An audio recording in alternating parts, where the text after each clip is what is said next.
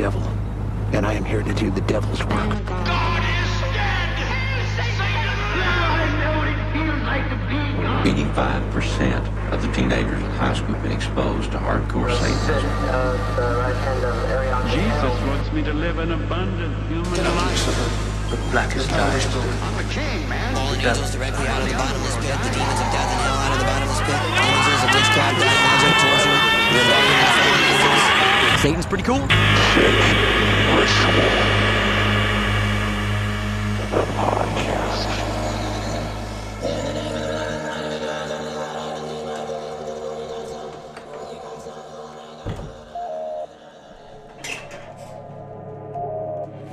What is this? Voicemails? We never get voicemails. Hey, Rufus Gloppy, it's your old friend, Dry Ice. Any reason why you haven't given me that money yet? You know, the money that you promised me? I look forward to hearing from you, buddy. End of message. Rufus Gloppy, is that guy I met last week? Yes, this message is for Mr. Gloppy. It appears that your balance with the home chopping network is quite overdue. I would sure love, hate to have to send our minions after you to collect. Please give us a call back soon. End of message. That was oddly threatening. This message is for Rufus Gloppy.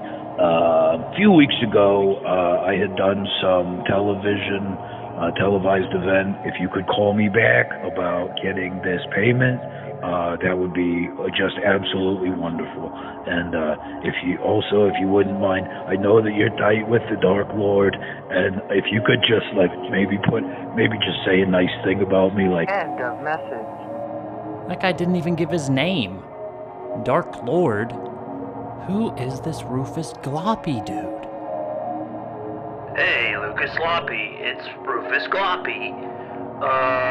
Could you take any messages that come in for me? I'll take care of them the next time I come in. I appreciate it. Well, I gotta go potty train this demon. You should see the shits this thing takes. End of message. Oh my god, this Rufus Gloppy guy is going to be trouble. Just what I need, another stoner in my life. Alas. Welcome, dear fakers, to episode 18 of Fake Ritual, the podcast. That's your guide to pop culture and the occult. For as Jesus turned wine into water, so shall we turn sitcoms into symbols, comics into cosmics, and video games into very good banter. Now how's that for an intro? My guest this week was host of Good Art the Podcast, Gerard. We get his take on exploitation films, talk our favorite curse words, and give some apocalyptic predictions of our own. And on top of it all, we introduce a new segment, which we are calling Questions from the Void, Void, Void, Void. But first, I want to talk to you guys about something that I have recently fallen back in love with, I guess? Or in love with for the first time? Either way, I'm talking puzzles. That's right, puzzles. Erica and I found a puzzle in our basement when we cleaned it out. It was sealed, and lo and behold, it was fall. And what was the theme of the puzzle but fall? It was a sign from above, or below, depending on your proclivities. Anyways, a 1,000-piece puzzle, and let me tell you, that is a lot of pieces. But we're tackling it, as well as our cats, Hex and Thistle, are tackling it. Literally, they destroyed it some last night, destroyed it some this morning, but we are undeterred. And isn't that just an allegory for life, you know? Isn't life just one big 1,000-piece puzzle that we're all just trying to keep away from those pesky felines? There's your wisdom for the week. And without any further ado, here is my chat with the one, the only, the sleazy K. Gerard.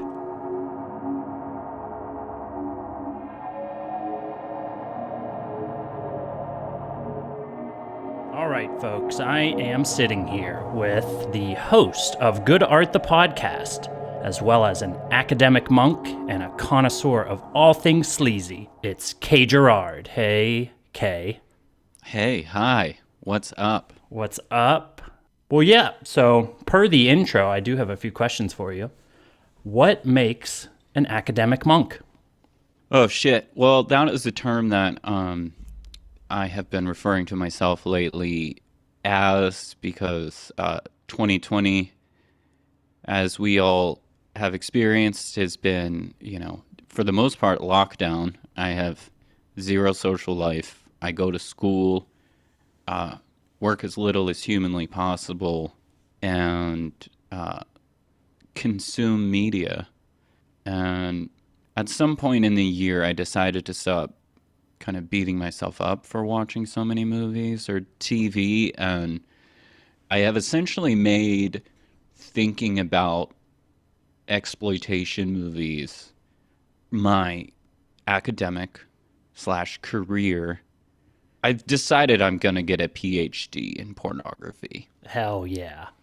Well, that sounds like the ultimate, temper tantrum against the universe, especially, or against 2020, in that 2020 tells you got to stay home, and you say, good, I like staying home. In your fucking face. Yeah, it's that meme, goth meme, where it's like, I've been social distancing my entire life. Yeah. Well, then also, per the intro, define sleazy.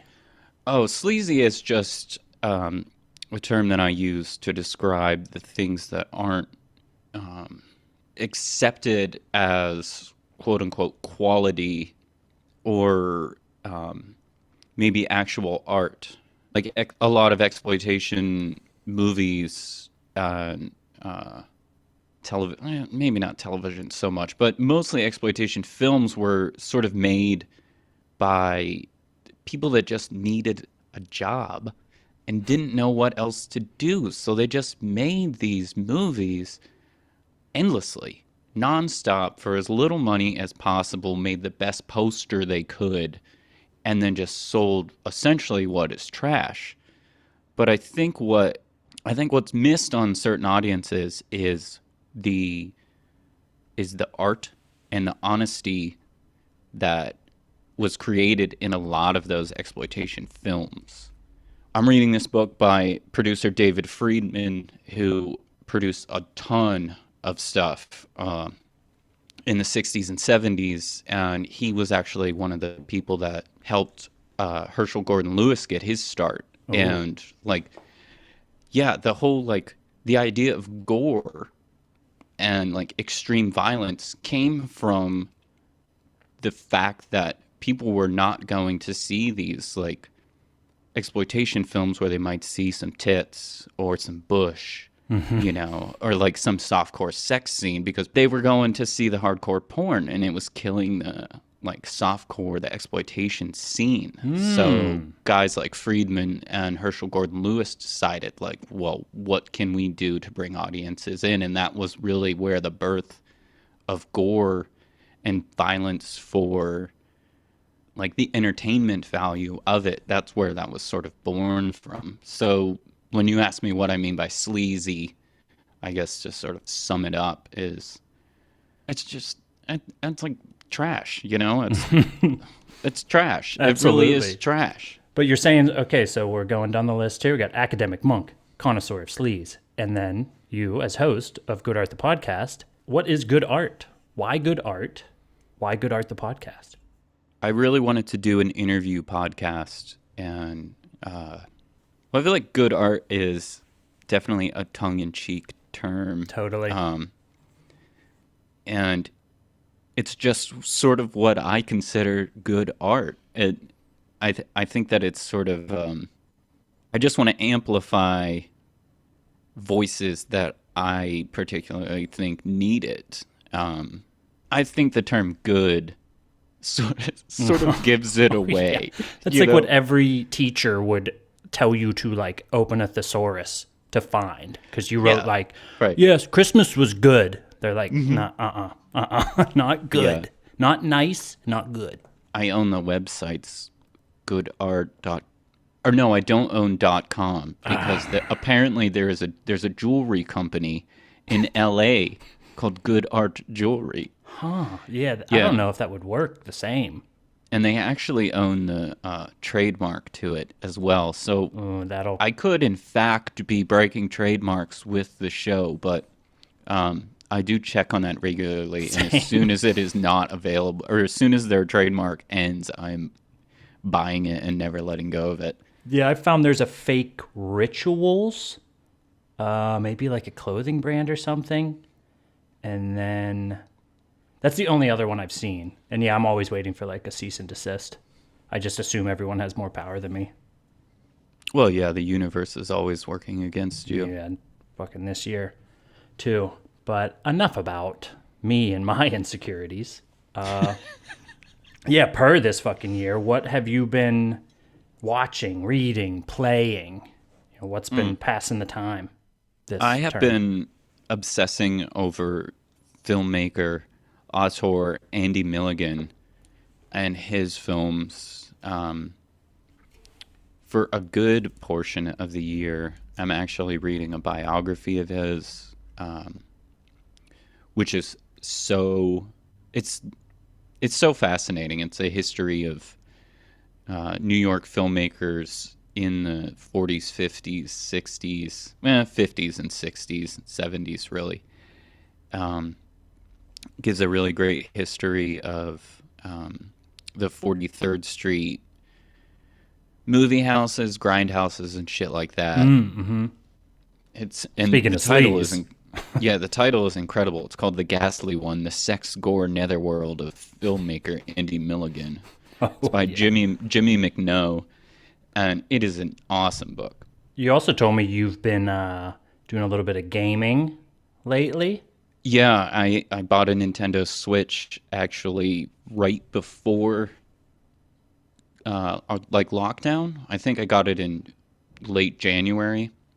I played The Messenger, which was an independent side-scrolling platformer, like ninja game. And it moves into from 8-bit to 16-bit as you time travel. Oh, that's such a unique idea.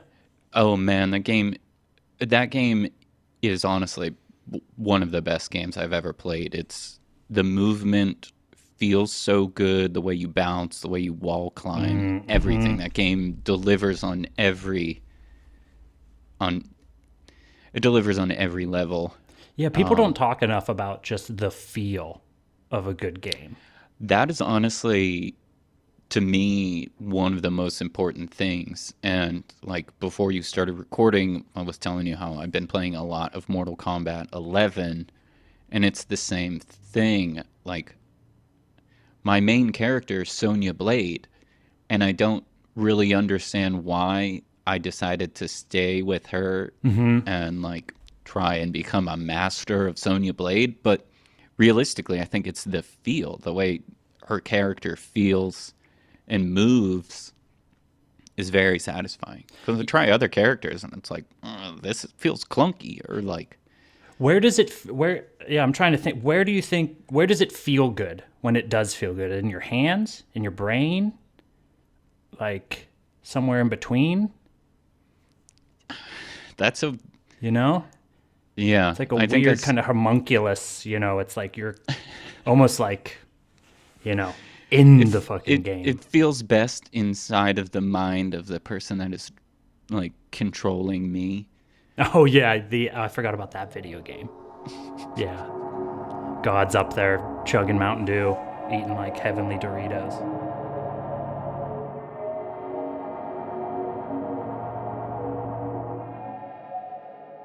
He called himself Reverend. church was lost to souls. His congregation, the body beneath, buried for centuries in Highgate Cemetery, each night to rise again to satisfy their bloodlust. Bizarre rites of a cult of ghouls, so terrifying as to stagger the imagination. Blood was their daily bread. Each night their young victims must procreate a future. A bloodline of children to be devoured by the body beneath.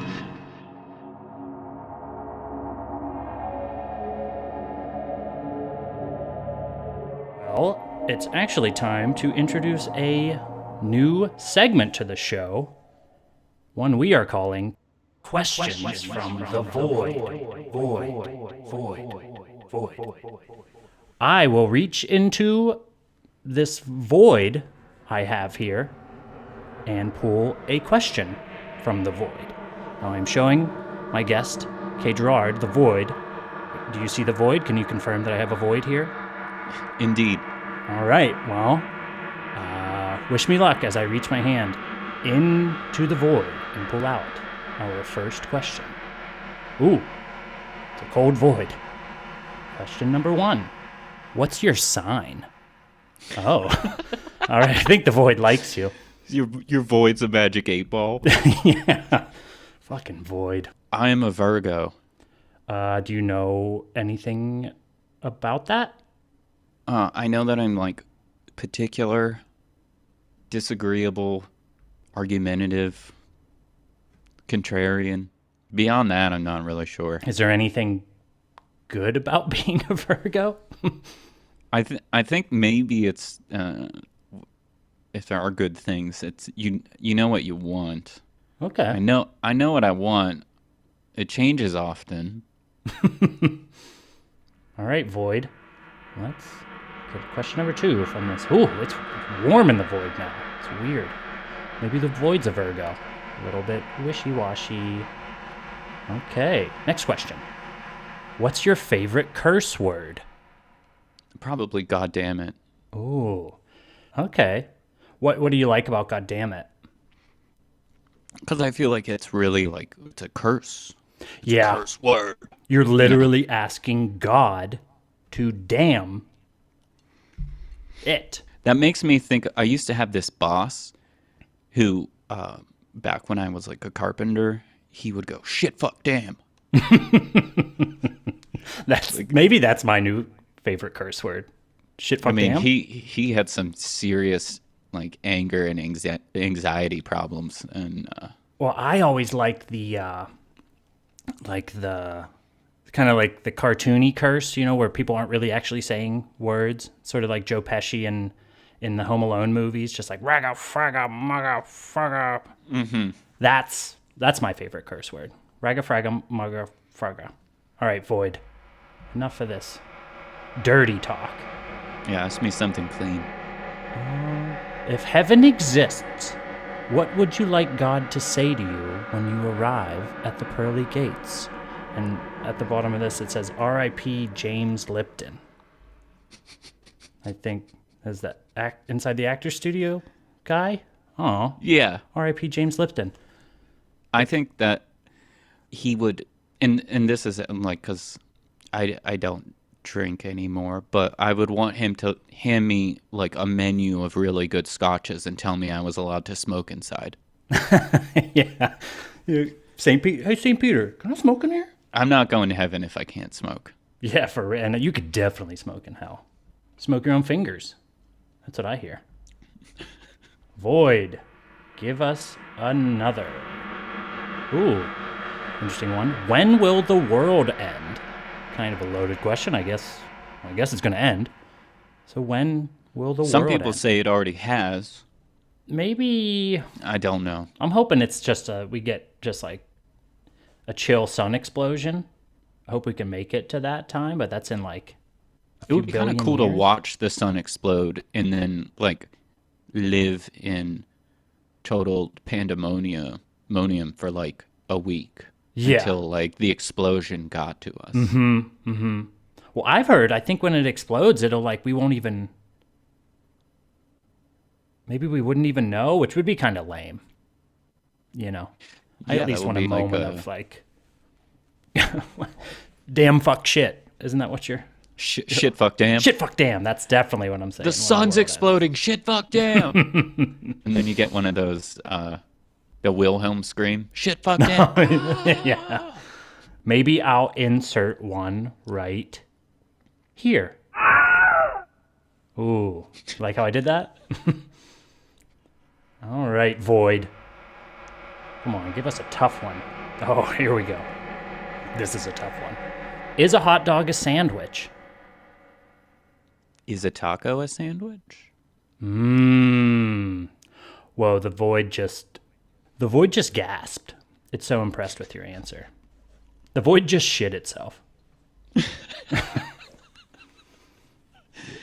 I think a hot dog is a sandwich. I 'Cause always think- thought it was a taco. It is a taco. I mean, people eat flour tortillas, and I don't agree with that at all. And I think a hot dog bun is just a poorly made flour tortilla. Yeah, a little too leaven. I hate that question. It's gonna stick with me. If I take anything from this interview, it's gonna be is a hot dog sandwich. Fuck shit, damn. It's a hot dog, a sandwich. Your dying breath on your deathbed. It is a sandwich. Right, I come to regret saying that. I wish that interview years ago I had said a hot dog was indeed a sandwich. It was all downhill after that. All right, Void, hit us with the goods. Ooh, okay. The Void wants 3 YouTube recommendations. So I've been really into this musical genre called Goom from South Africa. Okay. For the year, like over 2020, I sort of found out about it in January and actually did an interview with 2 producers and DJs. They're called Umgido. It's very, very minimal, intense electronic dance music. And if you listen to the interview, they talk about how Goom sort of started. It was all made. Most of it started with, like cheap computers with just Fruity Loops, but it's a very driving beat, super minimal. But I think the song that I would recommend is by this dude Griffith Vigo. His song DJ. It's like just under 3 minutes, but like it really, really hits super hard. Okay. Recommendation 2. Yeah, one that's been on replay a lot right now is this Erkin Koray song, the Turkish like father of rock and roll over there. 1974, Semalim. I know I'm not saying that right. I don't know how to pronounce things in Turkish. But Well, yeah, any Turkish fakers out there, please correct us. my brother recently sent me this hip-hop artist, Raed, Raed. Okay.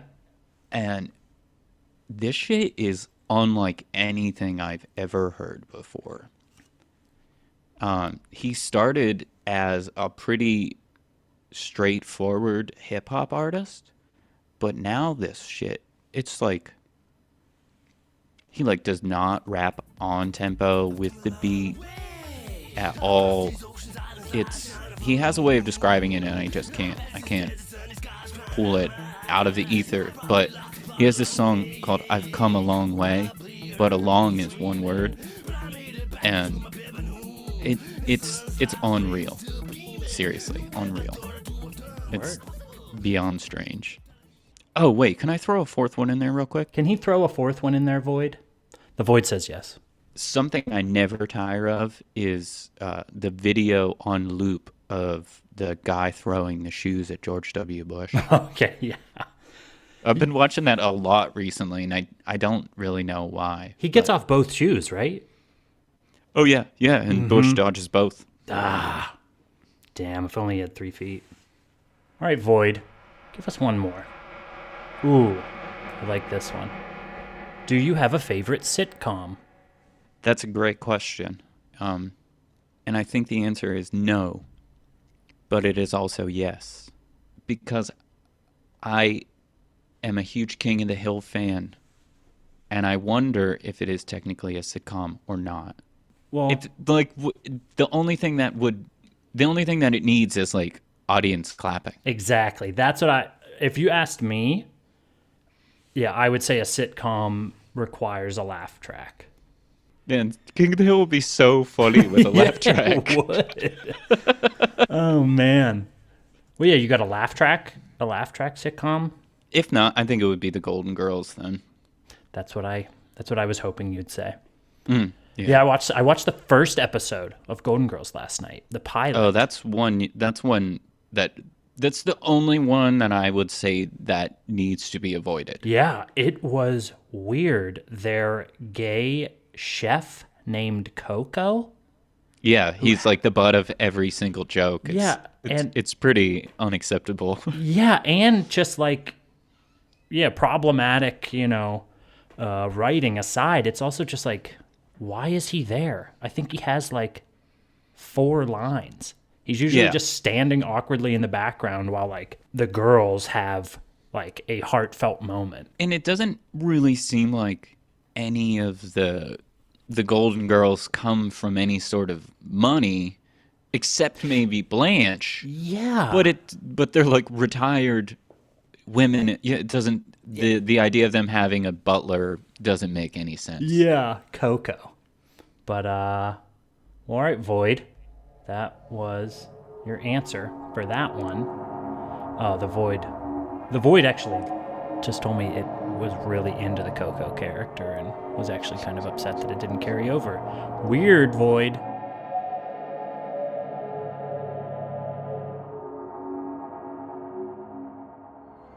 The man in your bed is dead. What? Dead. They're gonna kill us! They're gonna kill us! I wanna live! I wanna live! If anything awful happens, it's on your head. I think I'm gonna... Oh my God, Mom!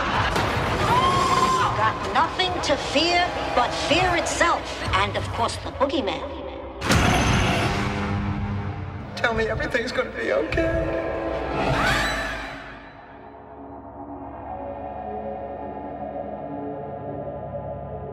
All right, Mr. or Mrs. or, Dr. Void. I'm not quite sure. I'm going to reach in you and grab out another question here.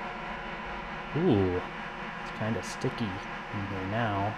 That makes me feel weird. But I got the question out. And the question is... Ooh. The Void wants you to name 6 albums you could listen to every day. I would say first and foremost, Jan Terry's Baby Blues, her first album. Love Jan Terry. Fakers, if you don't know who Jan Terry is, do yourself a favor. The album Dying to Meet You by the band Vaz. I've been listening. I think that came out in 1999. What the hell else? Yeah, I know. See, you pointing at your Judas Priest hat. Well, that's what I was going to say is like, I've been referring to rock and roll as devil's music because it's very hard for me to listen to rock and roll while being sober because it's all so closely tied to excess. Yes, totally hedonism. Strawberry Switchblade, their one main album, it's something I cannot live without.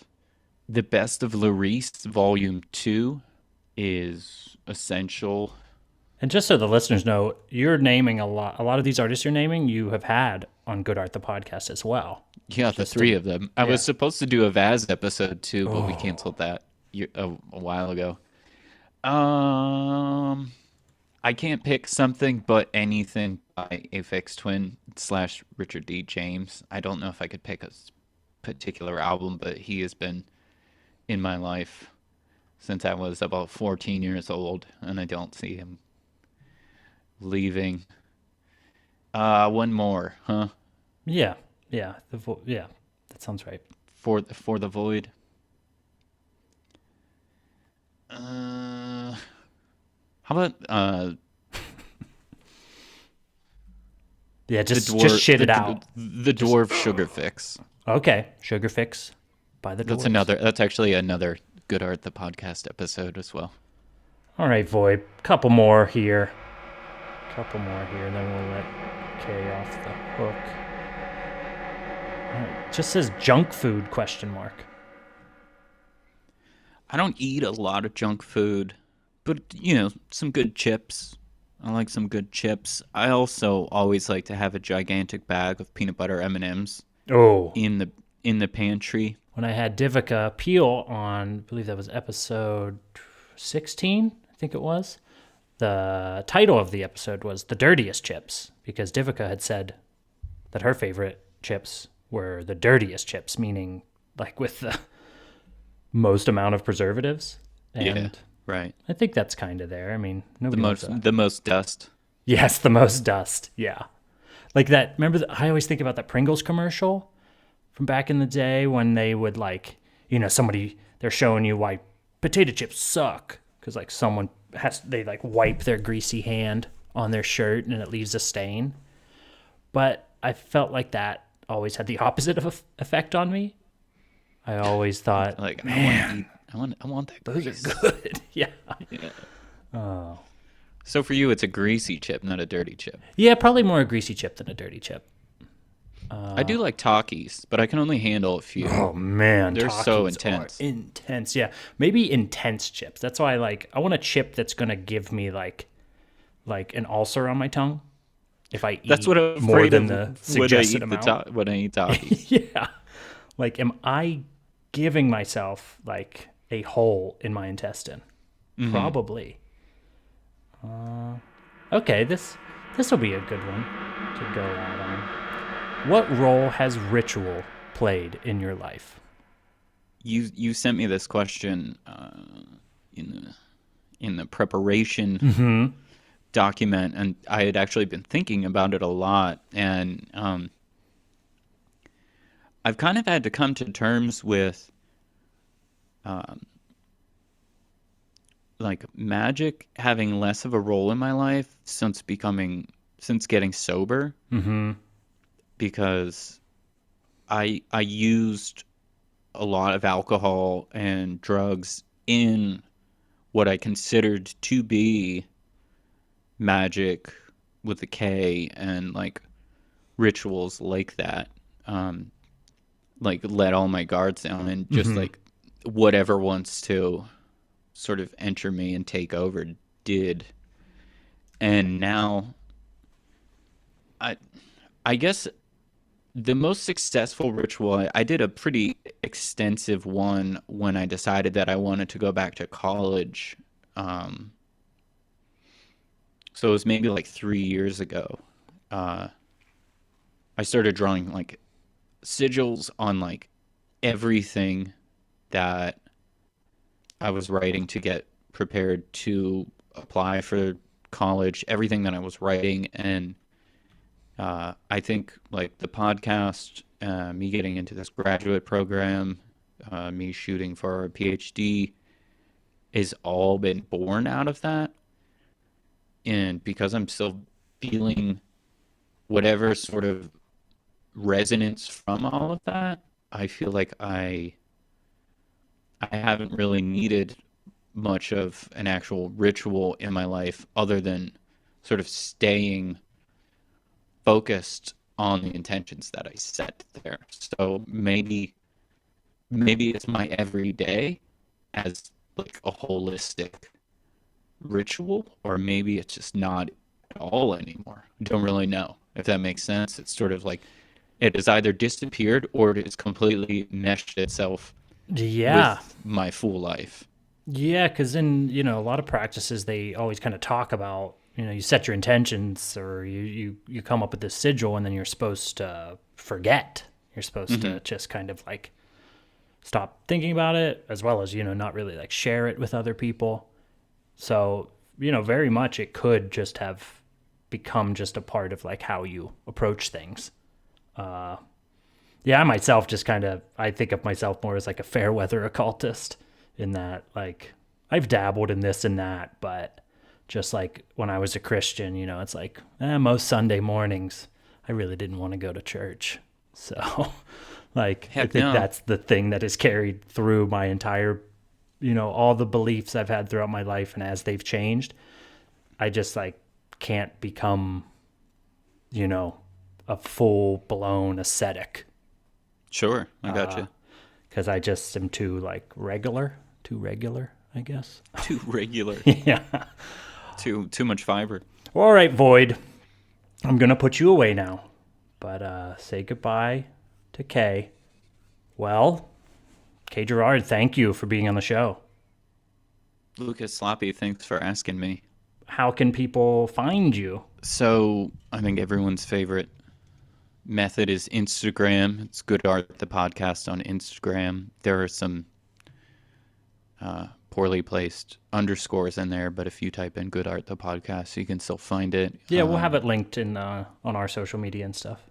GoodArtThePodcast.com to find links to everything, including my Medium, my YouTube channel, which has a bunch of videos, one or two of which have you in it.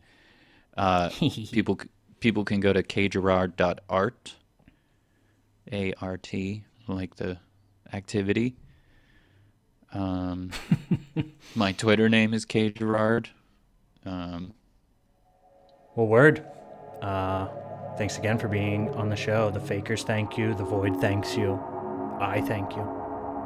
I appreciate that, and you're welcome, and I thank you. All right, Fakers, that's our show. And remember, a hot dog is a taco. Bye.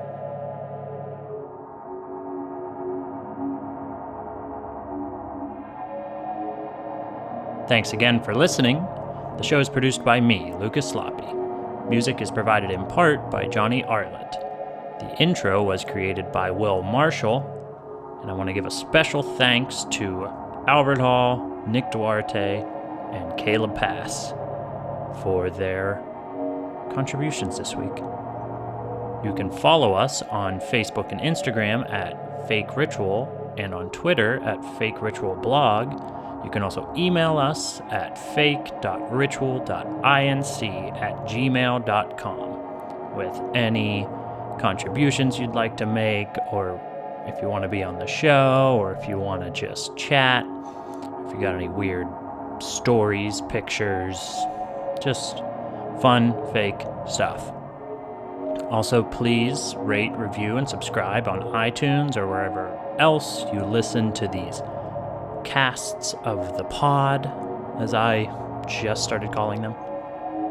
And just never forget that a hot dog is a fucking taco.